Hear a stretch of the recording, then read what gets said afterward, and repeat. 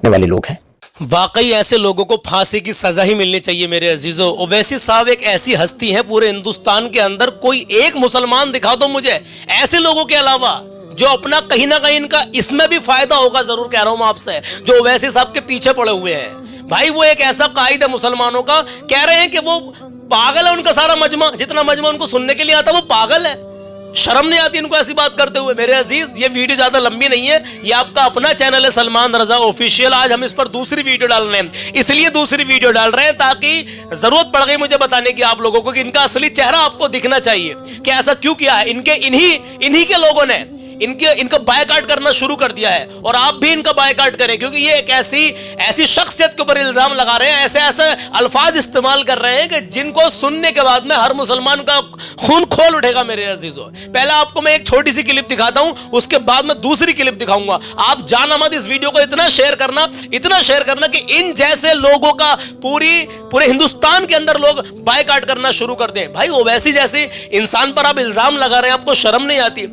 आप कह रहे हैं कि ओवैसी जो है मतलब वो पॉलिटिकल लीडर नहीं है, मुसलमान उनको अपना लीडर नहीं माने, और किसको लीडर मानेंगे बताइए? किसी मोड़ पर मुसलमानों के लिए। भाई मेरी बात को पूरा सुनकर जाना प्लीज, अभी वीडियो को छोड़कर मत जाना बिल्कुल भी। जब मेरे अंदर के जज्बात निकलते हैं तो मैं बोलता हूं, चुपता नहीं हूं। बड़ा लीडर है जो खामोश है आज, और मुसलमानों के हक के लिए ओवैसी साहब और उनके तमाम लीडर हर जगह खड़े रहते हैं। मेरे अजीजों, आज ये साहब बोल रहे हैं कि ओवैसी को अपना लीडर मत मानो, मुसलमानों को समझा रहे हैं। अभी मैं आपको पहले सुनवाता हूं, उसके बाद में मैं भी आपसे कुछ बात करूंगा इंशाल्लाह। मेरी बात को भी आप मुकम्मल सुन के जाना। पहले आप इनकी जुबानी सुनिए कि इन्होंने क्या क्या जहर घोलने की कोशिश पहले भी की है और अब भी कर रहे हैं। मैंने तो ये सोचा था, इनकी एक वीडियो मैंने पहले देखी थी कि शायद हो सकता है कि कहीं ना कहीं इनका दिमाग थोड़ा सा चल बेचल हो गया होगा, लेकिन अब आगे पता चला है दिमाग चल बेचल नहीं हुआ है, पूरा ही कंट्रोल से बाहर है। मेरे अजीज, आप खुद समझ जाएंगे, पहले एक बार देख लीजिए, उसके बाद में दूसरी क्लिप दिखाएंगे, और फिर मैं आपको जो पॉइंट बताने वाला हूं उसको भी सुन के जाना। आइए देखते हैं। ये तो पागल लोगों का तो मजमा,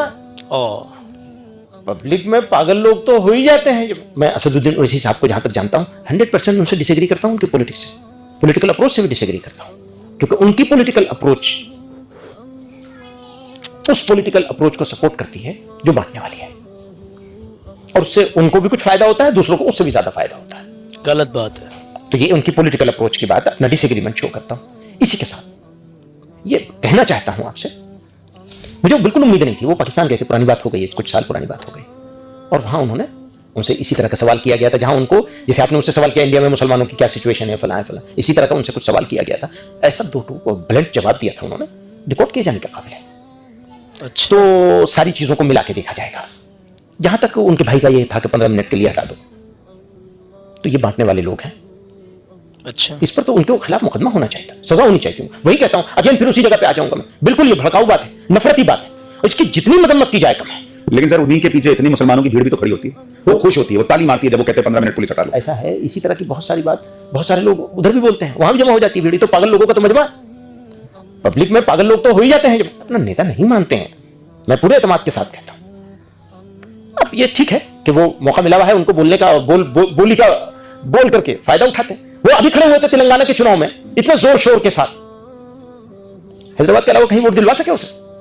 तो हम तो बहुत पहले से उनसे कह रहे हैं भैया आप वहीं रहिए, वो मानते नहीं, सुनते नहीं इस बात कि एक और मस्जिद शहीद। नामुनासिब बयान होते हैं, बिल्कुल नामुनासिब, अनबेरेबल होते हैं, अनबेरेबल, बिल्कुल अनबेरेबल। कई सारे बयान। आप कहेंगे मुसलमानों को ओवैसी साहब के बयानों को थोड़ा साइड में कर देना चाहिए, बच के रहना चाहिए? हाँ, तो हम कहते हैं। देखा आपने इनकी हकीकत। अभी आपको जाना नहीं है, अभी एक क्लिप और देखनी है।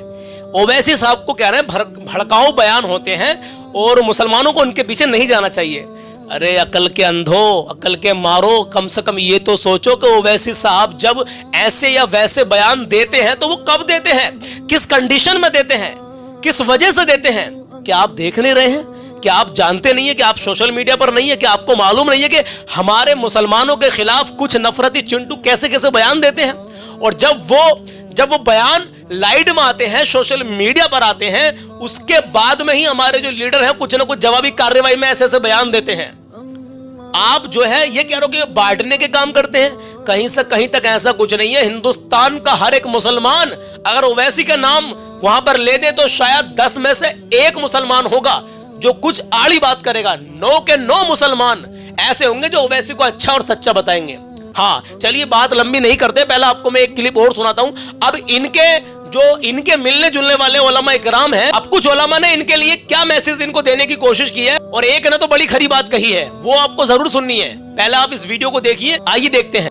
बीजेपी की आने की सारी जिम्मेदारी ओवैसी साहब पर है, ये तो बिल्कुल बकवास है, ये तो बिल्कुल लघु बात है। इसके पीछे आरएसएस की 100 साल की मेहनत है, और इसके पीछे सो कॉल्ड सेकुलर पार्टीज का जो रवैया रहा है वो है। ओवैसी साहब की वजह से बीजेपी आई, ये तो कोई बिल्कुल ही बेखबर आदमी कह सकता। आप सुने मौलाना महमूद मदनी ने जो कुछ कहा ओवैसी साहब के मुतालिक बराबर नहीं जी। आज कोई हम मुसलमानों के लिए हिंदुस्तान में बोलने वाला नहीं। हाँ मौलाना महमूद मदनी भी नहीं बोलते जी, जैसा ओवैसी साहब बोलते हैं। मेरे साथ पढ़े हुए हैं, बल्कि मुझसे पीछे थे जी। लेकिन जो हरकत उन्होंने की है और कर रहे हैं मुनासिब नहीं।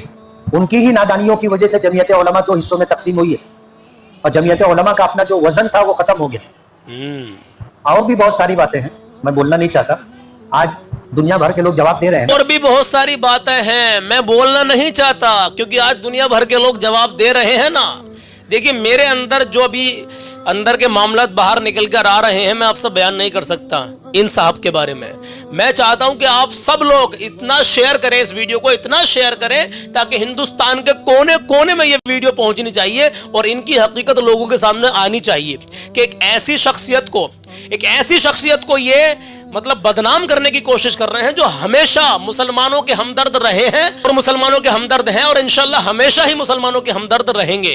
और कह रहे हैं ऐसी बातें करते हैं, ऐसे बयान देते हैं, भड़काऊ भाषण देते हैं। भैया भड़काऊ भाषण क्या ओवैसी साहब दे रहे हैं अकेले? क्या गैर लोग आपको नहीं दिखाई देते? क्या आपको यह नहीं दिखाई देता कि हमारे नबी की शान में गुस्ताखी हो रही है? आए दिन गुस्ताखियां हो रही है, किस कदर खुल्लम खुल्ला गुस्ताखियां लोग कर रहे हैं। क्या जिस तरीके से असदुद्दीन ओवैसी साहब के जावाज इम्तियाज जलील साहब ने क्या किया है महाराष्ट्र के अंदर, वो कर दिखाया जो आज तक किसी ने नहीं किया। क्या आपको अपने नबी से प्यार नहीं है? क्या आपको अपने नबी से मोहब्बत नहीं है? बताइए जरा मुझे। अगर आपको अपने नबी से मोहब्बत होती तो आप भी मोर्चा निकालते, उस गुस्ताख के खिलाफ ऐलान करते, सरकार से बात करते, बड़े बड़े यूट्यूब, बड़े बड़े चैनलों पर, बड़े बड़े टेलीविजन पर आकर आप बड़े बड़े भाषण देते हैं और आप फिर उसमें कहते हैं कि हाँ हम ऐसा कर रहे हैं, हम वैसा कर रहे हैं, अपनी तारीफों के पुल बंधवा देते हैं लोगों से। और उसके बाद में जब नबी की शान में गुस्ताखी का मामला आता तो आप नहीं बोलते, और जो लोग बोल रहे हैं, जो लोग कुछ कह रहे हैं, आप उनकी भी टांग खींचना चाह रहे हैं। तो ऐसे में आप क्या कहोगे? ऐसे इंसानों को तो वाकई फांसी की सजा होनी चाहिए मेरे अजीजों, वाकई फांसी की सजा होनी चाहिए। बात लंबी हो जाएगी, अभी और इतनी सारी बातें हैं। देखिए आखिर यहां करता हूं कि उन्होंने कितनी बड़ी बात कह दी। अभी जो आपने वीडियो देखी थी इन्होंने कितनी बड़ी बात कह दी लास्ट में, कि और भी बहुत सारी बातें हैं, मैं बोलना नहीं चाहता। बहुत सारी बातों का मतलब समझ रहे हैं, पता नहीं कितनी ऐसी इन साहब की कमियां होंगी जो इनको मालूम है, लेकिन ये कैमरे पर बोलना नहीं चाह रहे। अल्लाह ही जाने, फिर ये लोग जाने। लेकिन कह रहे हैं ना, और लोग जवाब तो दे रहे हैं उनको, और लोग बतेरे जवाब दे रहे हैं, बहुत सारा जवाब दे रहे हैं लोग। भाई आप लोग जो इनके सपोर्टर, बहुत सारे ऐसे भी होंगे जो इनके सपोर्टर होंगे, तो आप जरा अपनी अक्ल को इस्तेमाल करें। कुछ नहीं कहा जा सकता इसमें कि इनके अंदर के मामलात क्या हैं, लेकिन जो सामने से जाहिर हो रहा है, जो सामने से ये जहर उगल रहे हो वैसे साहब के लिए, वो सरासर गलत है। अंदर के मामलात तो ये जाने, हो सकता है कि कहीं से मोटी रकम मिल गई हो, ऐसा भी हो सकता है। भैया लोग हिसाब लगाते हैं तरह तरह का जब कोई ऐसे मामला सुनते हैं तो, क्योंकि यार एक इंसान है, मान लीजिए ये सामने वाला इंसान हर किसी की नजर में अच्छा है, और कोई एक आदमी निकल के ऐसा कहने लगे कि यार ये आदमी सही नहीं है, तो भाई यहां पर जो आदमी कंफ्यूज हो जाएगा कि यार 99% लोग जो है इस बंदे की तारीफ कर रहे हैं, और ये सिंगल आकर कह रहा है कि ये बंदा अच्छा नहीं है, ये बंदा सही नहीं है। तो ऐसा कोई मान लेगा? भाई कहीं से कहीं तक भी कोई नहीं मान सकता। इस चीज पर कोई एग्री ही नहीं होने का है पूरे हिंदुस्तान में। कह रहा हूं, फिर कह रहा हूं एक बार, 100 लोगों में से मुश्किल से 10 लोग निकलेंगे जो वैसी की तारीफ ना करेंगे, बाकी मेरे अजीजों सब तारीफ ही करेंगे। तो आप लोगों की क्या राय है इस वीडियो के बारे में, हम आपसे कमेंट सेक्शन में जानना चाहेंगे। तो आप जरूर अपनी राय हमें पेश करना। इंशाल्लाह हम आपकी आज की वीडियो की कमेंट जरूर देखेंगे और आपका इंशाल्लाह कोशिश करेंगे कि रिप्लाई भी उसका दिया जाए। तो जज़ाकल्लाह, आपने यहां तक पूरा सुना, अल्लाह आपको शाद आबाद रखे। मिलते हैं अगली वीडियो में, अपना ख्याल रखिएगा, अल्लाह हाफिज।